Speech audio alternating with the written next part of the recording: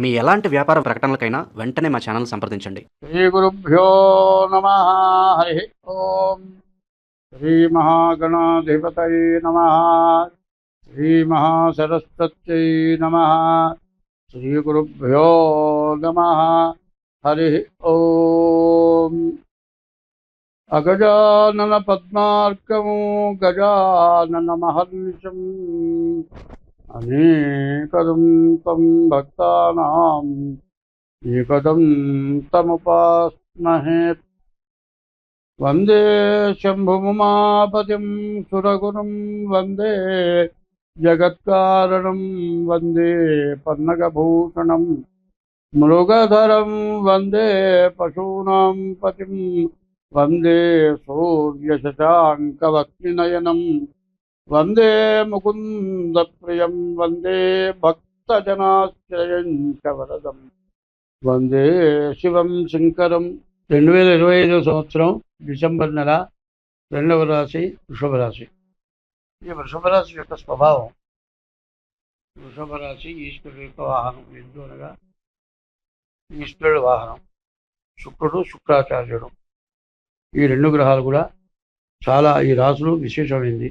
ఇప్పుడు మనం చెప్పుకుంటోంది వృషభ రాశి ఫలితం చెప్పుకుంటున్నాం. ఎప్పుడు కూడా రైతు ఏం చేస్తాడు, సంక్రాంతి పండుగ వచ్చిందంటే కొమ్ములకు రంగేసి పసుపు రాచి బుట్లు పెట్టి కనీసం రైతు ఆ ఆంబోతి ఎద్దుకి, దున్నేటువంటి ఎద్దుకి 2 కాళ్ళు ముందు కాళ్ళు పట్టుకొని నమస్కారం చేస్తాడు.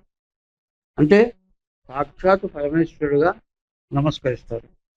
అటువంటి రాశిలో పుట్టాలి అంటే పూర్వజన్మలో పుణ్యం చేసుకొని పుట్టాలి. అయినా ఆ వృషభం, ఆ ఎద్దు నాగలి పెట్టి దున్నితే మనకు మంచి పంట పండుతుంది. తర్వాత ఆ ఎద్దు యొక్క పేడ భూమిలో పడ్డా కూడా, ఆవు పేడ భూమి ఎందు పడ్డా కూడా, మరి ఎటువంటి సూక్ష్మజీవులు ఉన్నా భూమిని పండనివ్వకుండా చేసేటువంటి ఎటువంటి జీవరాశులైనా సరే నశించిపోతాయి. అందువల్ల ఆ రోజు ఆవుల్ని, ఎద్దుల్ని మేపారు. ఎద్దుల్ని దేవతా స్వరూపంగా పూజించారు. ఇప్పుడు ట్రాక్టర్ని పూజిస్తున్నారు. ట్రాక్టర్ని పూజిస్తే దొరికేది మట్టే. ఎద్దుని, ఆవుని పూజిస్తే దొరికేది ఆహారం, శక్తి, మరి 100 సంవత్సరాల ఆయుష్ ఇవన్నీ వస్తాయి. 100 సంవత్సరాల ఆయుష్ బ్రతకగలిగిన రాశి వృషభ రాశి. ఈ వృషభ రాశి ఎట్లా ఉందో చూద్దాం. ఈ వృషభ రాశికి శని ఒక్కడు ఏకాదశి స్థానంలో ఉన్నాడు. మిగతా ఏ గ్రహాలు పూర్తిగా బాగాలేదు. దీనివల్ల చాలా నష్టాలు, కష్టాలు ఎక్కువగా ఉన్నాయి. శాస్త్రం ఏంటంటే, ఒక పుట్ట ఈ వృషభ రాశి చెబుతుంటే చాలా గుర్తొస్తున్నాయి. రైతుట రోజు నాగలి గట్టి దున్నిస్తున్నట్ట. ఇదైన తర్వాత బండికి గట్టి మరి జ్ఞాత ఇవన్నీ చూసుకున్నట్ట. ఎద్దు చాకరీ అంటారు. అసలు అరే ఎద్దులాగా చేస్తున్నావురా అంటారు. మనిషి కూడా చాకరీ ఎక్కువ చేస్తే ఎద్దునితో పోలుస్తారు. ఈ పని చేయలేమురా అని దేశాంతరం పోయింది ఎద్దు. ఇలా పోతే ఎవడో చూసట, అరే ఎద్దు భలే ఉందిరా అన్నంట. గానుక కట్టట. అప్పుడు సిమెంట్ లేదు, సున్నం వేసేవాడు గానుకతో. ఆ గానుక కట్టి 24 గంటలు దున్నిస్తున్నా, చుట్టూ తిరగడం దాని పని అదేట. ఇట్లాంటి పరిస్థితి వచ్చిందట. చీ ఎందుకు వచ్చామో భగవంతుడా. అది రైతు దగ్గర ఉన్నా కూడా కడుపు నిండా మంచి ఆహారం పెట్టేవాడు, బలం వచ్చే ఆహారం పెట్టేవాడు, ఏ రోగం రాకుండా చూసుకునేవాడు. నీ బుద్ధి తక్కువ అయ్యి దేశాంతరం వచ్చారు, నాకు ఈ కర్మ పట్టింది అంటే అప్పుడు వాడు అమ్ముకుంటాను ఇస్తాడు అట్టవరకు. ఇది మరి గానుకి పని చేయకుండా మానేస్తే ఎవరైనా కొందామని వస్తే మళ్ళీ రైతు తీసుకెళ్తాడేమో దాన్ని భయపుట్టి చుట్టూ గిరగిరగిరగిర మొదలుపెట్టింది. చిచ్చి దీనికి ఏదో కళ్ళు లేవు, ఇట్లా తిరుగుతుంది అనుకున్నారు. అట్లాగే ఈ వృషభ రాశి యొక్క పరిస్థితి అట్లా ఉంది. చాకరీ ఎక్కువైపోయింది, బతుకు తిరుగు లేదు, ఆదాయం లేదు, చాలా కష్టం ఉంది, చాలా నష్టం ఉంది. తర్వాత అనారోగ్యాలు ఉన్నాయి, చేసే ఉద్యోగం ఉండదు, ఉద్యోగం నుంచి బయటకు పోయే పరిస్థితి వస్తుంది. ఇట్లాంటి పరిస్థితులన్నీ కూడా ఈ వృషభ రాశికి కనబడుతూ ఉన్నాయి. ఏకాదశిలో ఒక్క శని వల్ల కొంతవరకు మంచి జరగటానికి అవకాశం ఉంది. కానీ రాబోతుంది 2 సంవత్సరాల తర్వాత ఏలినాటి శని రాబోతుంది. ఎప్పుడైనా సరే ఒకప్పుడు రైతు ఏం చేసేవాడంటే పండగానే ఊళ్ళో కరణానికి లేకపోతే పురోహితుడు బ్రాహ్మడికి దేవుడికి పండిన పంట కొద్దిగా ఇచ్చేవాడు. ఎందుకంటే మనమే తినకూడదు, అందరూ తినాలి. కనీసం గంగిరెద్దులాడు వస్తాడు, వాడికి కాస్త పెట్టేవాడు. మరి అక్షయ పాత్ర వేసుకొని హరిదాస్ వస్తాడు, వాడికి పెట్టేవాడు. ఇన్ని రకాల పుణ్యమైన పనులు చేసేవాడు. అట్లా చేస్తేనే రైతు పైకి వచ్చాడు.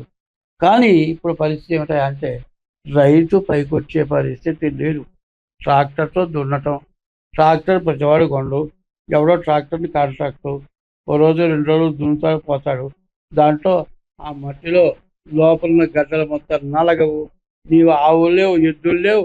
మరి ఆ ఆవు పేడ ఎంత ప్రత్యేకమైందో తెలియదు. ఆ ఆవు పంచితం తాగితే నీకున్న రోగాలు పోతాయి.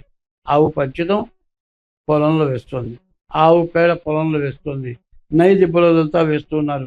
ఇప్పటికైనా జ్ఞానం కలిగితే మానవ జన్మ ఎత్తిన వాళ్ళు ఎవరైనా సరే ఆవుని ఎద్దుని పూజించాలి.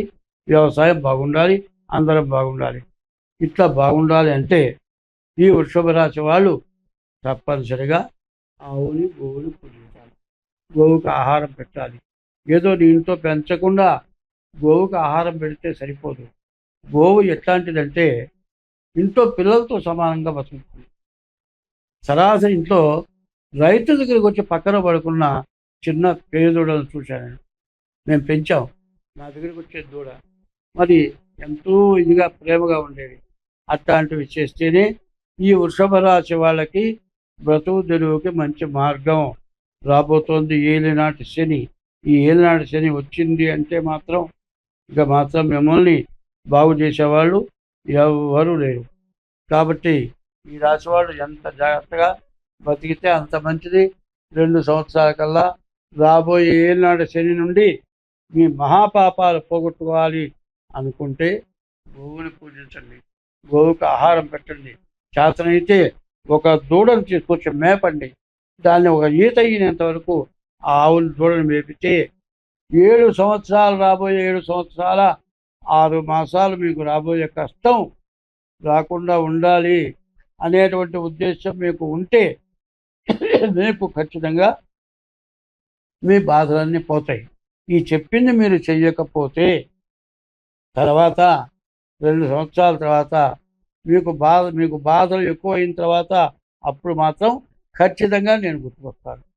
నన్ను గుర్తుపెట్టుకొని అయ్యో అప్పుడు చెబితే చేయలేదు, బాధల్ని కొని తెచ్చుకున్నాను, నరకం అనుభవిస్తున్నాను అని ఏడిస్తే ఏంటి ప్రయోజనం? కాబట్టి ఈ వృషభ రాశి వాళ్ళు చాలా జాగ్రత్తగా ఉండండి, అన్ని విధాలా బాగుంటుంది. సో ఇంకా మీకు కావాలంటే ప్రతిరోజు శివాలయానికి వెళ్ళండి, మారేడు దళాలతో ఈశ్వరుని పూజించండి, మీకు అన్ని విధాలా బాగుంటుంది. స్వస్తి.